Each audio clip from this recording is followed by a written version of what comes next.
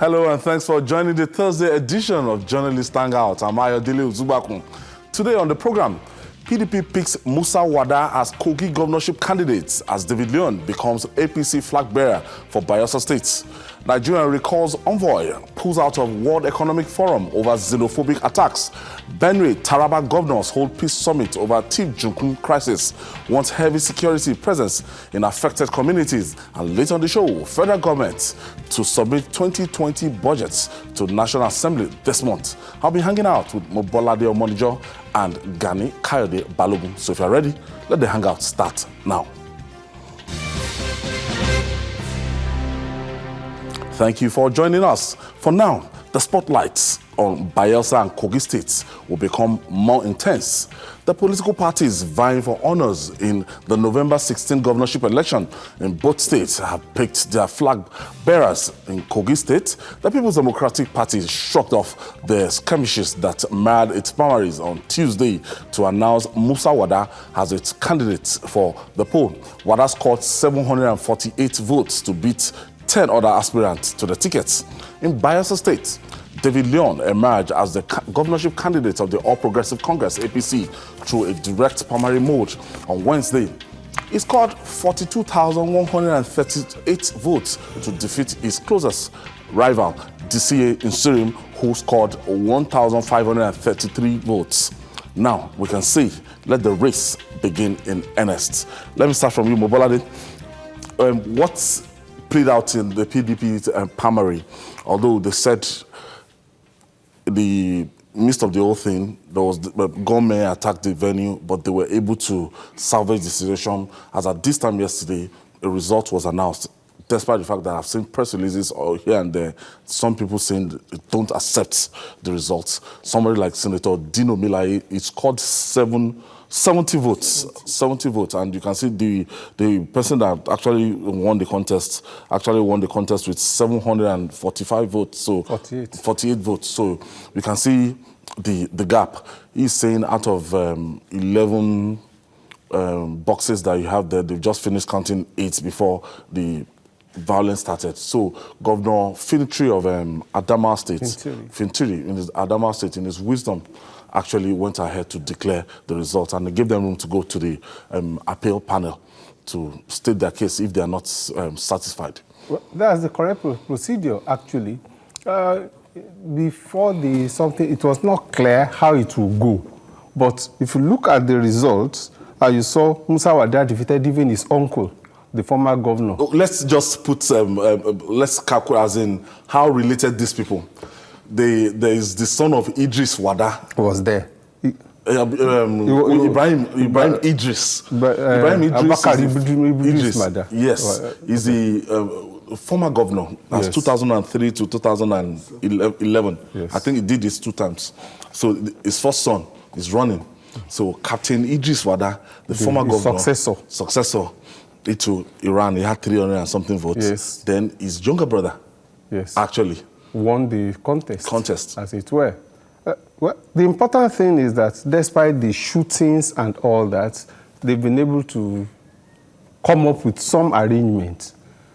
Elections in Nigeria, especially primaries in political parties, are usually by arrangement in most cases.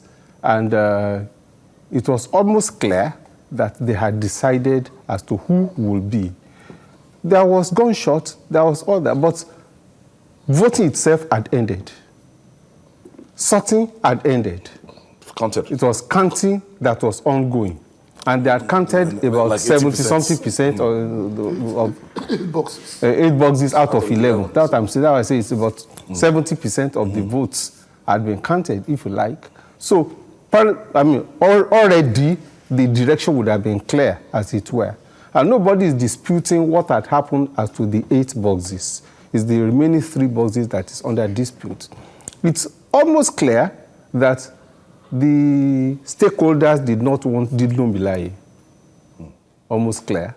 And that may not be because of Dino alone on his own, but because of even where he comes from.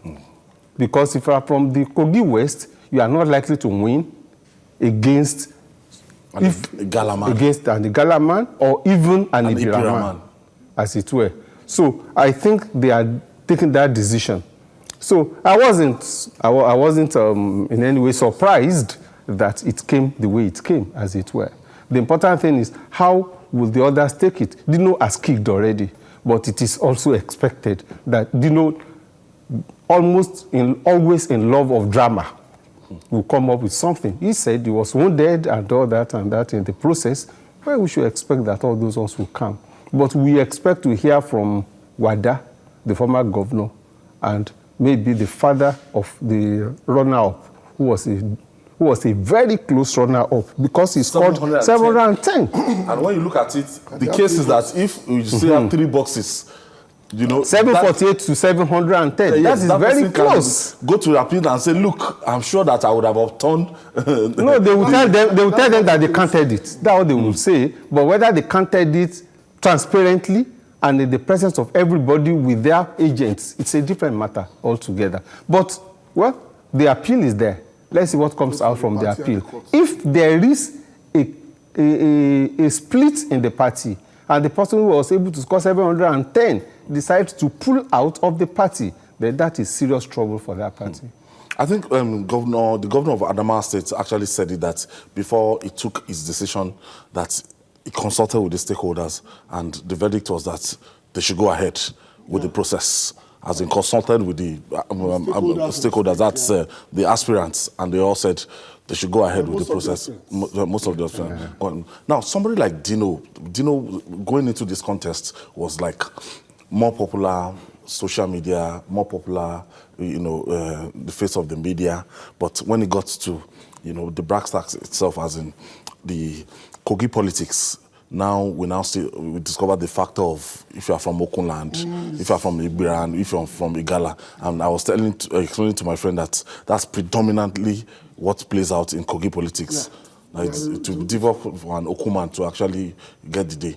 It will be extremely difficult unless you have the backing of the party and to an extent, backing of the president for an Okuman to be governor by street ballots in Kogi State. It will be extremely difficult because they are not only a minority, they are a minority of a minority. Yes. The state is basically, I don't want to use the word property, but predominantly, politically, the areas are dominated by our friends, the Igalas, and to an extent, the Ibiras. But the Igalas hold the ace in Kogi State, and they are not going to let it go just like that. That's why I do not see any problem between the Nas, the Wadas, and the Idris, because they are both Igalas, and they are going to go back home and solve this problem of those who came first and second. Basically, not to lose the unity, what they call the interest of the tribe, as it were, because they felt left out in the last 4 years. Yaya Bello was an anomaly in more ways than one. And I'm not even talking about his performance. I'm talking about how you